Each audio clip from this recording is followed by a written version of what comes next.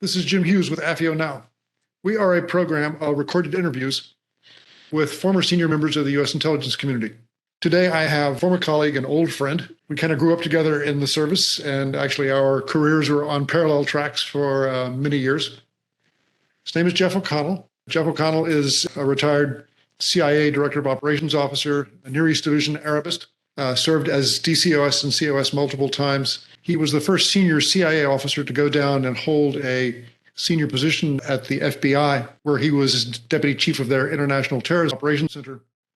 He was also chief of the Counter-Terrorism Center at CIA. Most relevant for today's conversation, he was COS Tel Aviv from 1999 to 2002. Geoff, welcome to AFIO Now.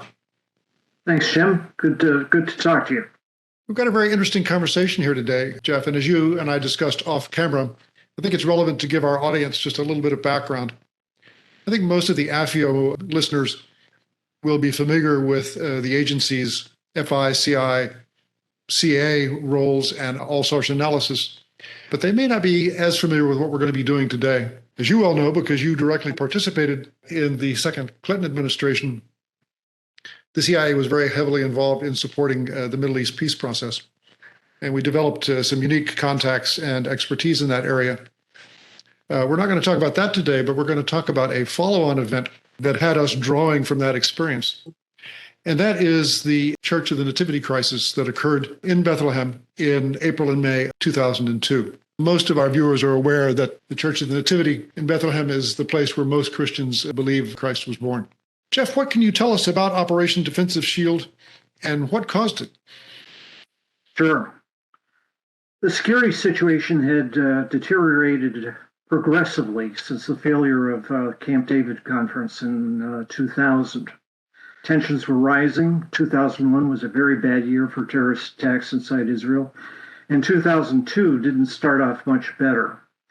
In March 27th, the Hamas blew up the Park Hotel in a suicide bombing and killing I think it was over 30 elderly Israelis on Passover and wounding 140 others. At the time, it was the worst attack that Israel had experienced in many, many years. It was clear that the Israelis would respond, and respond they did with Operation Defensive Shield, which they launched 2 days later in an attack on Yasser Arafat's headquarters in Ramallah. Now, the objective of Operation Defensive Shield was to end the Palestinian capability to launch terrorist attacks into Israel from the West Bank.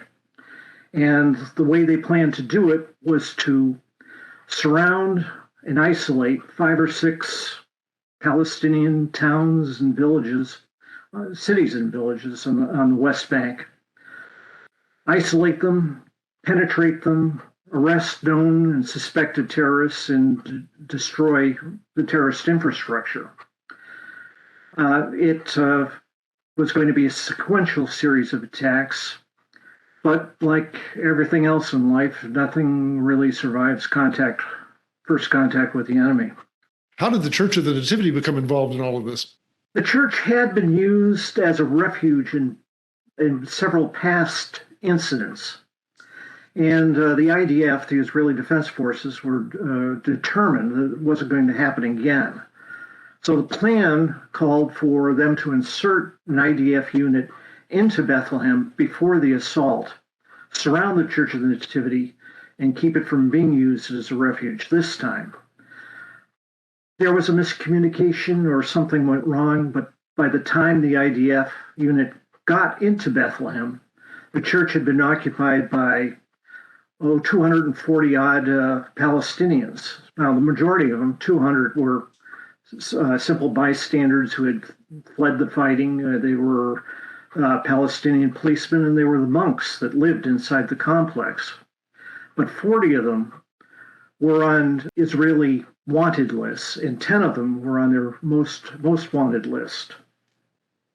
The IDF unit, as it got there, quickly surrounded the church complex, cut off all food and water, and the siege began.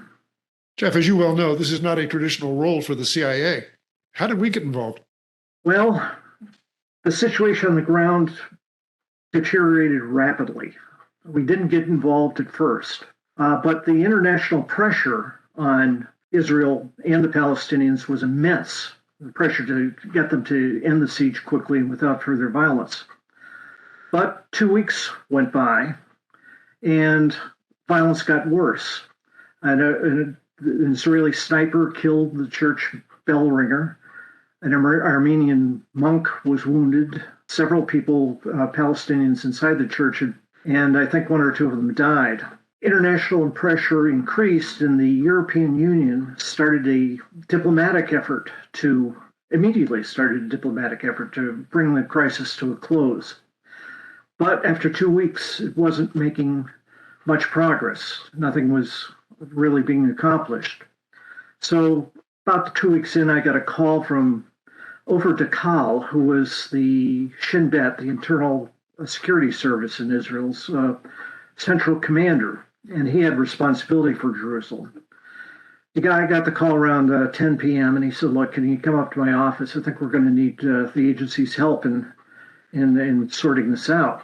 So I got in my car and drove up to Ofer's office. He briefed me. Well, you might think that the agency is an odd organization to choose for this role, and most of the time you'd be right.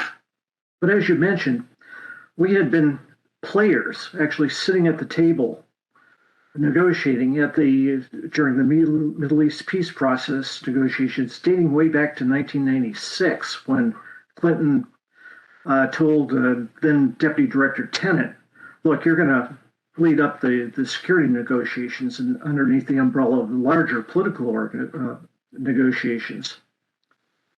And in 1998, the station in Israel was charged with heading up bi-weekly meetings. We call them trilaterals. There was the agency, the station, it had the Palestinian services and the Israeli services.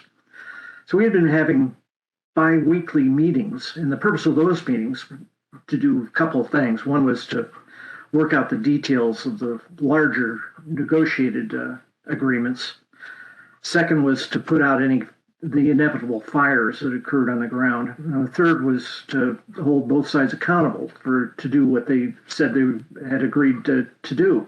So for the last 4 years, we've been meeting bi-weekly in these intense sessions. And I think both sides trusted us to be objective, or maybe more accurately, both sides trusted us a little bit more than they trusted each other. But we had been there working with them for the last 4 years. So it's turned out not to be that odd a choice. It was a reasonable suggestion to have us included in the negotiations. I got to Ofer's office around midnight. He briefed me on the security situation and on the European Union effort, which he thought it wasn't going to work. And the way he described it to me was that what the EU was doing was, with their contacts with the West Bank elites, Palestinian elites, and the West Bank prominent families, to leverage those groups' influence on the people inside the church to work out an agreement with the Israelis that allow them to leave. It's a reasonable approach, and it had one key advantage, which was it did not involve Yasser Arafat, which was something that then Prime Minister Sharon badly wanted. But there were problems with it as well. It was a very large group of people talking to each other. There was no hope of secrecy, just absolutely none. Anything any of the participants said or winked at or thought, the Palestinian and the Israeli press would put out immediately. So it was impossible for the negotiators to make any real concessions. The second problem with it was that the families and the prominent personalities, the elites, were not all on the same page. Some of them wanted the people inside the church to fight to the bitter end. But the real problem with it, from my point of view, was that 40 or so, the hardcore, weren't listening to the elites or to the prominent personalities. They listened only to Arafat, so he had to be included. So I outlined an approach which would include him to Ofer, and then got hold of Washington. Washington said, go ahead. And we launched the effort. Geoff, what kind of a deal were you able to strike with the two sides, and how long did it take? Let me describe as I said, we had been having similar meetings for 4 years. So let me describe what they were like. We'd have them late at night inside a hotel in Jerusalem, usually, or Tel Aviv. We'd serve food because it'd be very late at night, and hungry people don't negotiate very well together. The Israelis would come in and go through the buffet line first, and then they'd retreat to a corner of the room. Then the Palestinians would arrive, and they'd go through the buffet line, and they'd retreat to another corner of the room. Then we'd sit down for the meeting, and an Israeli colonel or general would give a succinct summary of where they thought the issues stood, what we agreed at the last meeting, and what we were there to discuss at this meeting. The Palestinians would violently object. The two sides would start yelling at each other, and for about 15 or 20 minutes, it'd be just chaos. Then after that, everybody would settle down, and we'd work out whatever issue it was that we were there to discuss that evening. That's exactly what happened at the first trilateral meeting to resolve the Church of the Nativity crisis. We didn't move the ball forward very far at all, but it was clear that there was a basis for an agreement. It was clear that both sides agreed that neither side wanted the 200 or so innocents to remain in the church any longer than they had to, period. They were perfectly willing to accept our suggestion that we treat this as a normal security issue and not link it to the Middle East peace process, not link it to the Palestinian political dynamics on the West Bank, and not link it to the Israeli elections. The problem was, of course, the 40. The Israelis wanted to arrest them and put them in Israeli prisons. The Palestinians were adamantly opposed, but were willing to put them in their prisons. But that, of course, was a non-starter with the Israelis. So over the course of, you're dealing with a 20-year-old memory, and that memory wasn't all that great 20 years ago. I think it took us maybe 3 meetings on subsequent nights to work out an agreement. And the agreement was basically that, okay, they have a security screening at the door of the church. The 200 innocents would be let free and left to go home immediately. The 30 who had no blood on their hands, but were certainly terrorists, would be offered a choice. They could stand trial in Israel, serve their terms in Israeli prisons, and be allowed to stay on the West Bank if they forswore terrorism, or they could accept immediate, and I mean immediate, the moment they took down the barricades, exile to Gaza. And very uncertain time frame is when they'd be allowed back into the West Bank. The 10 or so who had Israeli blood on their hands were offered a similar deal: trial, imprisonment, release after you forswore terrorism, or immediate exile to Europe. And again, that meant the night the barricades came down. It was a messy deal, but I think it was a practical one. The Israelis were able to say they got rid of a security threat by exiling these people. The church was saved, and the Palestinians were able to say they kept their people from being thrown into Israeli jails. But I thought the deal was done. Geoff, your description of the late night meetings really brings back some memories. I can recall some very late nights that we spent together in a seaside hotel in Sharm el-Sheikh, where the same thing went on for hours and hours and hours. Truly. And just when we thought everything was done and finished, one side or the other would poke the other side in the chest and we'd be off again. Yeah, that's exactly right. Geoff, you mentioned that the deal was done, you were ready to implement, and then something interrupted the deal. What happened? Well, we were sitting around watching CNN, watching the Israelis begin to dismantle the barricades around the church, when all of a sudden they stopped, all activity stopped, and they began putting the barricades back up. At that moment, I got a call from Ofer, who said that Sharon had changed his mind. He wanted to continue with the European Union effort, and he definitely wanted the CIA out of the negotiations, period. And he's prime minister, so of course we withdrew. I don't know why he changed his mind that way. I suspect, and it's only suspicion, that just having Arafat involved in the equation was just too much for him to stomach. But that's pure speculation on my part. So some time passed, and then the agency was asked to re-engage. What was the outcome then?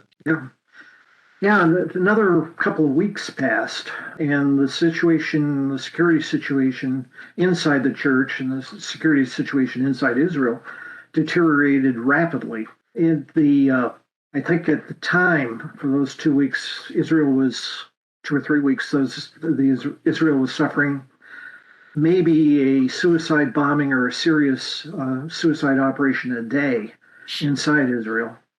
And the conditions inside the church were horrible. There was no food, no water, and wounded people without treatment, and a couple of dead bodies in the church.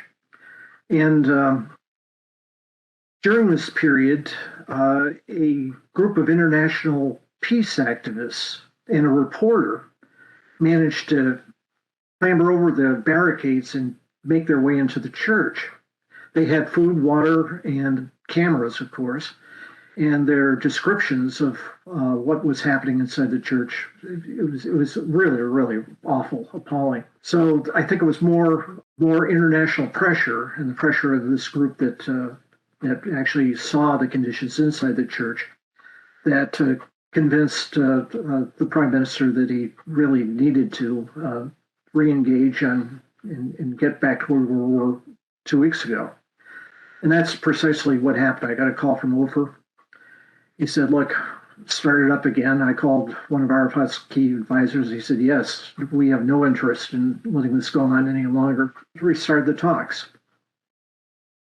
And what was the final deal? It was pretty much a refined version of the first deal. Again, a security screening, the 200 innocents being released, the 40 divided into two groups, 30 that could accept exile in Gaza or imprisonment, and the 10 that were going to be exiled to Europe or accept trial and imprisonment in Israel. It almost the same. There was a couple of glitches. One was the arms of the weapons inside the church. The Israelis wanted to seize the weapons and do a forensic examination of them, and the Palestinians were absolutely opposed to that.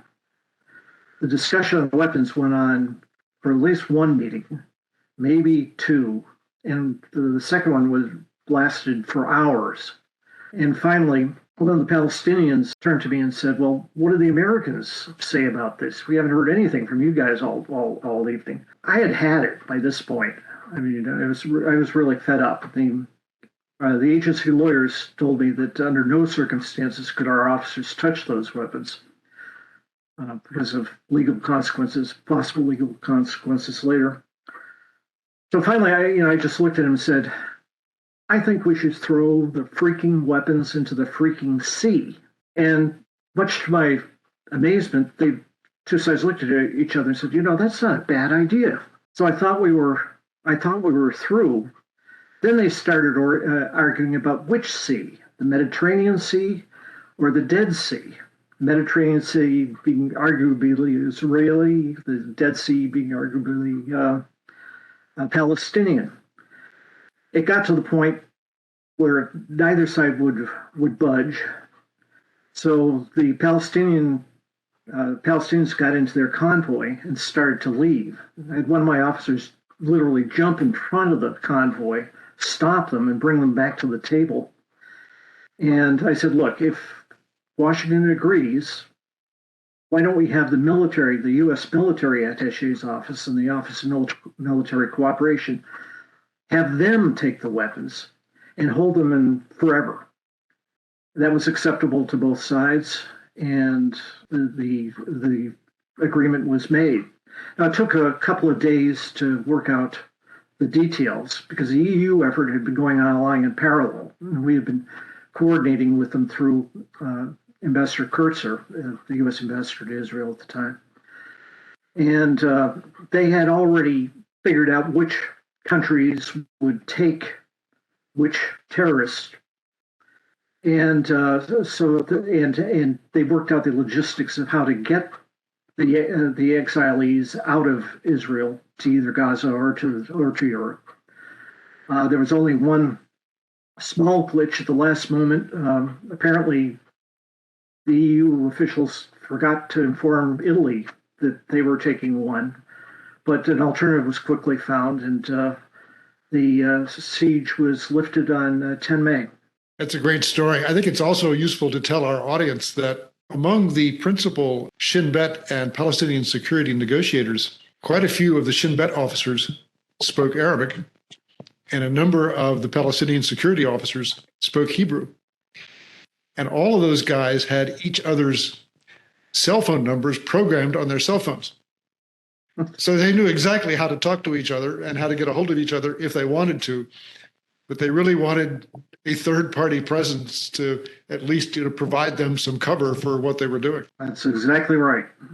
Geoff, this is a great story. I'm sure our audience will really enjoy hearing it from you. What's your view on these kind of activities for the agency? Clearly, it's unusual. It's not our normal charter. Do you think we should do this again? And if so, under what kind of circumstances?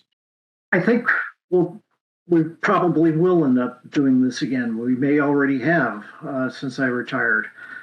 But there is a danger of being directly involved in negotiations. There's a danger because you have to take a position.